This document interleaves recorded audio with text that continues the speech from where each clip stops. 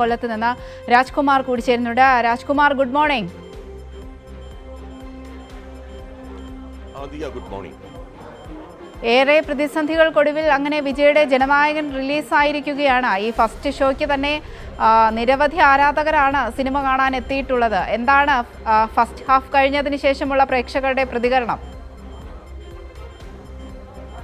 അതായത് ഈ സിനിമ തുടങ്ങുന്നത് അദ്ദേഹത്തിൻ്റെ വിജയെ പരിചയപ്പെടുത്തുന്നതും സ്ക്രീനിലേക്കുള്ള ഇൻട്രോ എന്ന് പറയുന്നതിന് ഇന്ത്യൻ ജനാധിപത്യത്തിൻ്റെ ഒരു പുസ്തകം അതിങ്ങനെ ആരോ വലിച്ചെറിയുന്നു, അദ്ദേഹം അതിനെ പിടിക്കുന്നു, അതിനെ സംരക്ഷിക്കാനുള്ള ആളെന്ന നിലയിലുള്ള ഒരു ചിത്രീകരണം.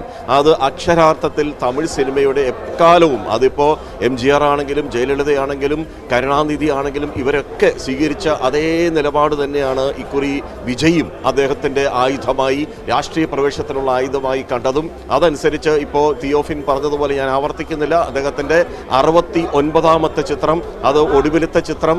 ഇനി എന്തായാലും ഈ രാഷ്ട്രീയത്തിലുള്ളടത്തോളം കാലം താൻ ഇനി സിനിമയിലേക്കില്ല എന്ന് പറഞ്ഞുകൊണ്ടാണ് അദ്ദേഹം ഇപ്പോൾ ഇങ്ങനെ ഒരു ഇതിലേക്ക് എത്തിയതും. ജനനായകൻ ഏറെ ചർച്ചകൾക്കൊടുവിൽ, വിവാദങ്ങൾക്കൊടുവിൽ, സെൻസറിൻ്റെയൊക്കെ ആ വലിയ കത്രികപ്പൂട്ടെല്ലാം മാറ്റിക്കൊണ്ട് ആ ചിത്രം ഇപ്പോൾ റിലീസ് ചെയ്തിരിക്കുന്നത്.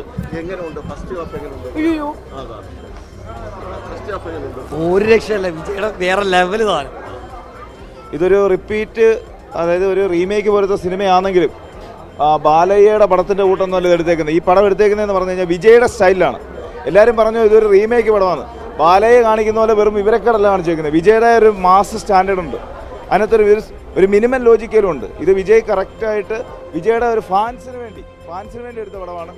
വിജയ് ഫാൻസിന് നല്ല രീതിയിൽ എൻജോയ് ചെയ്യാനും അർമാദിക്കാനുമുള്ള പടം. ഇതിൽ സ്റ്റോറി ഞങ്ങൾക്ക് മുഖ്യമല്ല, തളപതി വിജയ് എന്നുള്ള ലേബൽ, ആ ഒരു പേരിനാണ് 100 കോടി അടിക്കുന്നത്. ഇതെങ്ങനെ പോയാലും 1000 കോടി ഷുവറായിട്ട് അടിച്ചിരിക്കും. ഫാൻസ് മാത്രം മതി, ഫാൻസ് മാത്രം കണ്ടാൽ മതി. ഈ പടം 1000 കോടി ഷുവറാണ്. വിജയുടെ 1000 കോടി പടം എന്ന ഫസ്റ്റ് നേട്ടത്തിലേക്ക് ഈ പടം ഉറപ്പാണ്. ഒരു രാഷ്ട്രീയ പ്രവേശനം നടത്തുമ്പോൾ അത് അവസാന ചിത്രം എന്നൊക്കെയാണ് അദ്ദേഹം പറഞ്ഞിരുന്നത്. അത് നിങ്ങൾക്ക് എങ്ങനെയാണ് മാനസികമായി നിങ്ങൾക്ക് ഉൾക്കൊള്ളാൻ പറ്റുന്നത്? ഇല്ല, വിജയ് ഒരു പടം കൂടെ ചെയ്യും. വിജയ് ഒരു പടം കൂടെ അല്ലിയോടൊപ്പം ഒരു പടം കൂടെ ചെയ്യും എന്നാണ് ഞങ്ങളുടെ പ്രതീക്ഷ. ഈ പടത്തിൻ്റെ കുറച്ച് ലോസ് വന്നിട്ടുണ്ട്, അത് നികത്തേണ്ടതുണ്ട്. അദ്ദേഹത്തിൻ്റെ രാഷ്ട്രീയം എന്ന് പറഞ്ഞു കഴിഞ്ഞാൽ അദ്ദേഹം 100% അദ്ദേഹം ഒരു കമ്മ്യൂണിസ്റ്റ് ചിന്താഗതിയുള്ള, സോഷ്യലിസ്റ്റ് ചിന്താഗതിയുള്ള, പാവങ്ങൾക്കൊപ്പം നിൽക്കണമെന്ന് ആഗ്രഹിക്കുന്ന ഒരു വ്യക്തിയാണ്. അദ്ദേഹത്തിന് ഒരുപാട് കടന്നാക്രമിച്ചിട്ടുണ്ട്. അദ്ദേഹത്തിന് വ്യക്തമായ രാഷ്ട്രീയമുണ്ട്. സൂപ്പറായിട്ടുണ്ട്, എനിക്കിഷ്ടപ്പെട്ട്. വിജയുടെ പടമായതുകൊണ്ട് എനിക്കിഷ്ടപ്പെട്ട്, കൊള്ളായിരുന്നു. ബ്ലാസ്റ്റ് അതിനകത്തുള്ള ഡയലോഗുകൾ മറ്റു കാര്യങ്ങളൊക്കെ നമ്മളെ ത്രസിപ്പിക്കുന്നതാണോ? ഒരു നീതിക്ക് വേണ്ടിയുള്ള ഡയലോഗ് പവറാ, അത്ര ഉള്ളു. ഇങ്ങോട്ടൊന്ന് പറഞ്ഞോ ചേട്ടാ. സൂപ്പർ പടമാണ്, ഇതിക്കുള്ളിൽ വേറെ ഒരു പടമില്ല. അടിപൊളി. ഇതുവരെ കണ്ട വിജയ് സിനിമയിൽ നിന്ന് എന്താ ഇതിൽ വ്യത്യാസമുണ്ട്, ഭയങ്കര വ്യത്യാസം. എന്താണ് വ്യത്യാസം? ഈ ഫാൻസിനെ ത്രസിപ്പിക്കുന്നതും പ്രേക്ഷകരെ കയ്യിലെടുക്കുന്നതിലുപരി പുതിയതായിട്ട് എന്ത് നമ്പേഴ്സാണ് വിജയുടെ ഈ സിനിമയിൽ? ഏറ്റവും വലിയ ലുക്കാണ് വിജയുടെ, ഇതിക്കുള്ളിൽ ഒന്നും പറയാനില്ല. സിനിമാറ്റോഗ്രാഫിയാണ് പറയുന്നത്.